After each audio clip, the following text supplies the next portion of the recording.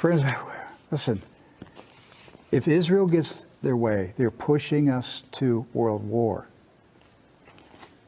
Look, I was not a fan of Barack Obama and John Kerry, but I will give them credit for one thing. I would say thank God that Barack Obama and Benjamin Netanyahu did not like each other. Thank God that they did not get along. Right. Because Mr. Netanyahu wanted Barack Obama to start the war with Iran. For 8 years, he tried to get the war, and Barack Obama wouldn't do it. Barack Obama is not the type of guy who wants to have a war. He loves a revolution. He likes revolutions, not wars. You know what? Look, Barack Obama, his idea of talking to commanders or talking to communist revolutionaries. Right. He doesn't like talking to military commanders. He's uneasy sitting in a room talking to military commanders. He's very comfortable sitting in a room of communist street organizers. Comrades. Yes, comrades. So he couldn't get Barack Obama to start that war because Barack Obama didn't want to manage a war. Right. Now, if he'd asked him to start a revolution, sure, I'll get a revolution going. He was good at that, and he did.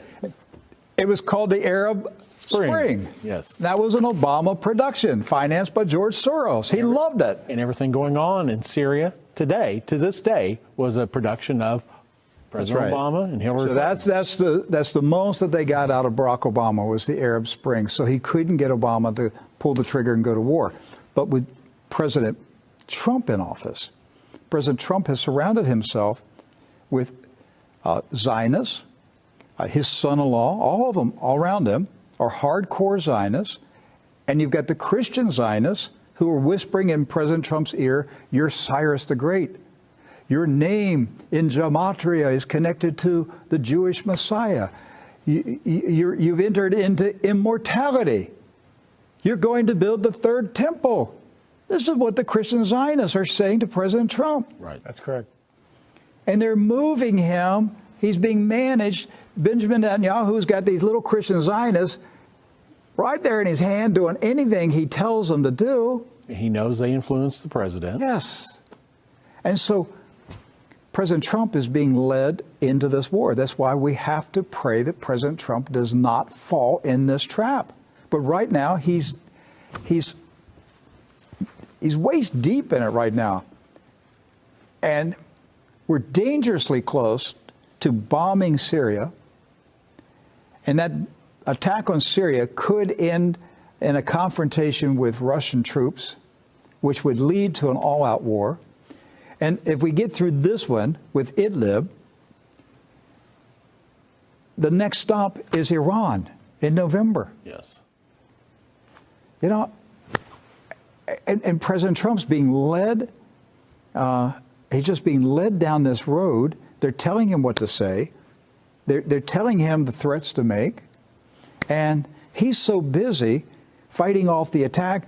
Who's the same people are attacking him. Yes. They're attacking him and leading him at the same time. It's pressure from both sides. From both sides. On the outside, they're saying, Donald Trump, you're a Russian stooge. You're a puppet for the Russians. And on the inside, he's being told, you're Cyrus. You're Cyrus, and you got to attack, even if it means attacking the Russians, because you're Cyrus. It's the same group of people whispering in each ear. We need to pray for President Trump that he comes out of this delusion, or we're all in deep trouble with World War III. It's not going to be nice. 1 billion people could die. You can't manage a world war with nuclear weapons. And who is behind this? Israel. Israel's pushing the world to the brink of calamity so that they can take out their Arab neighbors, and weaken them and then eventually claim the land.